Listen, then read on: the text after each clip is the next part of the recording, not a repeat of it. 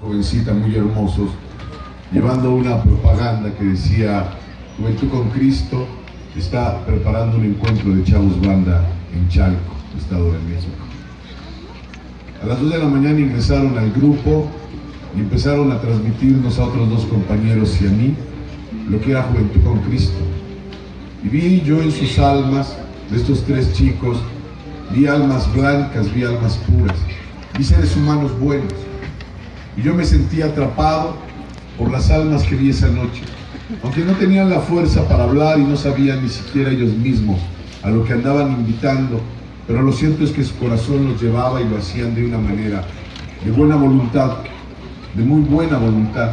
Al siguiente día llegué yo a la iglesia a escuchar acerca de lo que era Juventud con Cristo, y en consecuencia el padre Francisco Tiscareño estaba preparando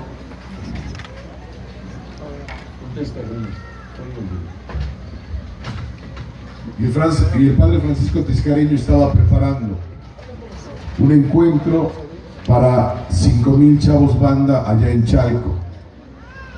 El objetivo era que nosotros saliéramos a las calles a invitar en los barrios, en las colonias marginadas y en todo lugar a donde pudiéramos encontrar chavos banda. El objetivo era invitarlos a un encuentro y que nada más tenían que dar en sí, y nosotros, bueno, el padre iba a estar encargado de mandar transporte, ya sea un micro o un camión según la cantidad de jóvenes que fuera.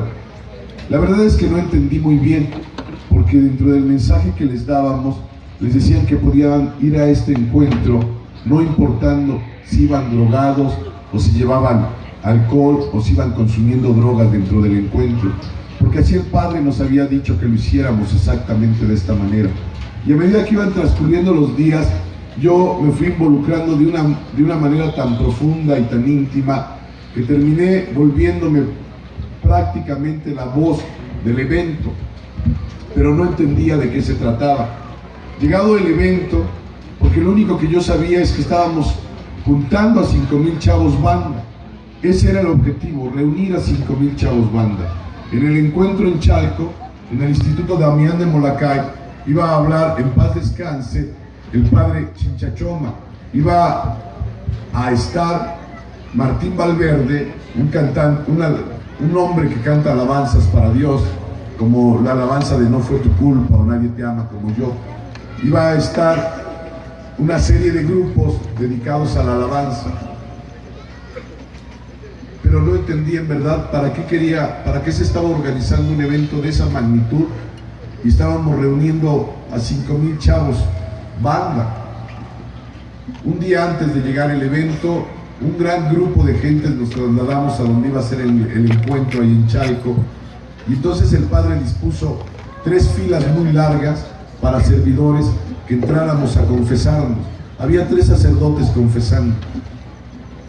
Cuando terminó la confesión, en la cual yo también tuve que participar, porque el padre dijo que si íbamos a ir a una batalla de esa magnitud, había que ir transparente y limpio.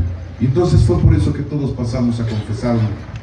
Agarró el padre, cuando terminó esto, agarró a más de 200 mujeres y las llevó al otro extremo del instituto y les dijo que de ahí no iban a salir hasta el día domingo, que iban a mantenerse completamente en oración. Y en mi cabeza no terminaba yo de entender qué era lo que iba a pasar. Sentía que Dios me quería enseñar algo, y en efecto, Dios me quiso enseñar algo. Empezaron a llegar el viernes por la tarde, y en efecto, unos iban drogados, otros iban bebidos, pero lo cierto es que era un encuentro de chavos banda, y yo seguía sin comprender qué era lo que iba a pasar. El primer grupo en recibirlos fue el grupo Samaria, y la verdad es que no logró nada porque nadie le hizo caso. Los del grupo estaban tocando alabanzas y todos los demás estaban echando desmadre, y así fue como empezó ese evento, y yo no entendía qué pasaba. No sabía en realidad a dónde iba a llevar todo esto.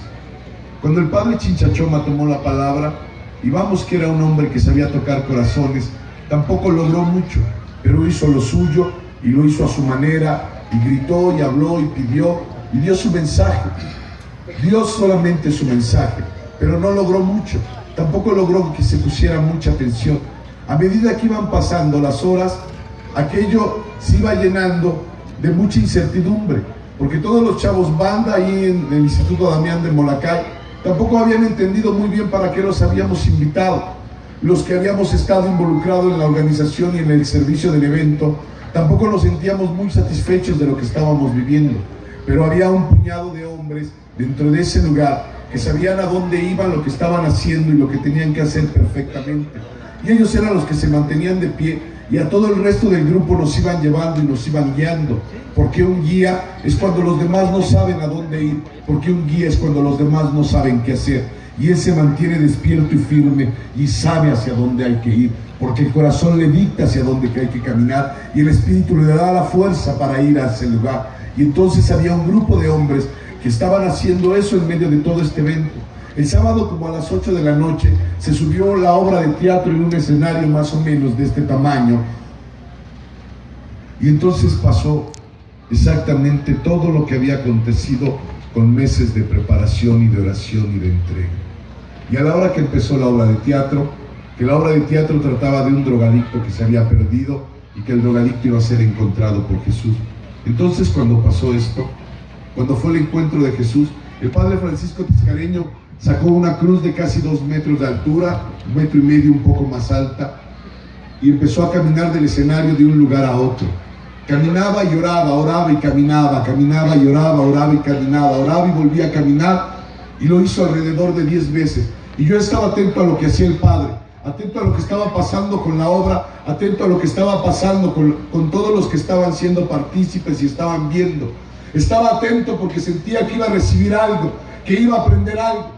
Y de repente el padre se paró en medio del escenario, mostró la cruz, y tan solo con unas sencillas palabras, pero muy profundas, llenas de aliento y de un mensaje cargado de amor, dijo: el que esté cansado de vivir drogado, el que esté cansado de vivir perdido, toque la cruz, que Cristo lo salvará. Y en ese momento aconteció que no los 5,000, pero yo vi como unos 600 o 700 jóvenes se empezaron a aventar a la cruz, a tocarla y a llorar y a pedir ayuda para dejar el alcohol y dejar las drogas. Estaba yo viendo a drogadictos que estaban drogados pidiendo dejar las drogas. Estaba yo viendo a chavos banda pidiendo salir del odio y de la demencia. En ese momento entendí que todo lo que habíamos hecho era exactamente para vivir ese momento, que no era del Padre, que no era de los que nos habían organizado, ni de los que habíamos trabajado, que ese momento era de Dios para con los hombres,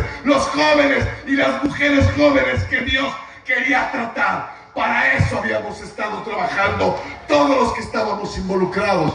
Entonces empezó un gran llanto, entonces empezó a acontecer una cantidad de emociones y de sensaciones, y los jóvenes se quitaban la playera, el símbolo de no volverse a drogar, y algunos tiraban el alcohol y otros tiraban marihuana o tiraban el cemento. Y entonces yo quedé maravillado de lo que vi y entendí para qué había llegado a ese lugar. Pensé que eso era lo que a mí Dios me quería mostrar, porque además conocí al padre Francisco Tiscareño muy de cerca y me impresionaba la capacidad que tuvo para lograr conseguir tantos camiones y tantos micros para ir a recoger chavos banda y que otros fueran los que pagaran. Me impresionó muchísimo ver cómo consiguió apoyo para darle de comer todo el fin de semana a esas miles de personas, y la comida fue abundante, nada escasa y bastante nutrida. Me impresionó ver todo lo que llegaba, y llegaba a manos llenas. Llegó un momento que se nos acabó el agua en el instituto. Regálame café o agua, lo que sea. Llegó el momento que se acabó el agua y yo iba a salir a Chalco a conseguir agua. Cuando iba de salida, en ese momento iba entrando una pipa con agua, se baja un hombre ya grande y me dice: es que me pidieron una pipa con agua y la traigo para el instituto. Y nadie había pedido una pipa. A mí se me rozaron los ojos porque entendí que eso lo había mandado Dios. Porque si algo he aprendido en 27 años de servicio, que tú no eres el que hace las cosas, Dios es el que te utiliza para que acontezca lo que tiene que acontecer. Finalmente el evento terminó y en mi corazón fue un éxito. Al siguiente domingo, que era la misa de gratitud por el evento, el padre Francisco Tiscareño salió a dar la misa y salió muy enojado. Empezó a leer en el periódico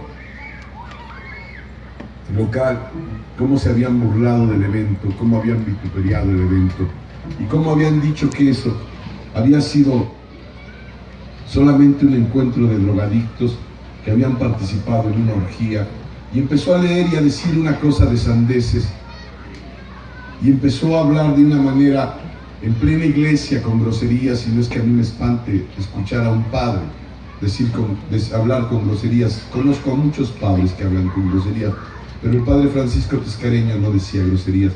Miré a un hombre totalmente desencajado, miré a un hombre totalmente perdido y miré a un hombre totalmente quebrantado. Para mí, el encuentro fue extraordinario. No sé cuántos jóvenes se salvaron, pero sé que se salvaron. No sé cuántos participaron en ese evento, pero fuimos cientos los que participamos. Solamente que el padre terminó muy lastimado. Eso pasó hace 22 o 23 años. Nunca más el padre volvió a hacer un evento. Por lo acontecido le quebraron el espíritu. No me quería Dios enseñar qué es lo que iba a pasar adentro de un evento, porque lo que va a pasar adentro de un evento solamente Dios sabe, ya lo tiene preparado. Lo que Dios me quería enseñar es cómo se le puede quebrar el espíritu a un servidor de una estatura y de esa magnitud. Y lo que Dios me quería enseñar y mostrar era mantenerme firme, aunque me quebraran el espíritu o aunque perdiera una pierna.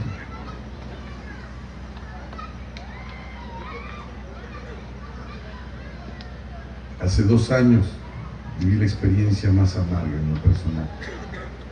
No dejamos de hacer experiencias y no dejamos de festejar. Y en esta experiencia algo hemos transmitido, que no importa cómo pase, seguimos haciendo las cosas y le seguimos sirviendo a Dios. Y eso es lo que vamos a hacer en este preciso instante. Adelante, nuevamente con la alabanza del Padre Nuestro.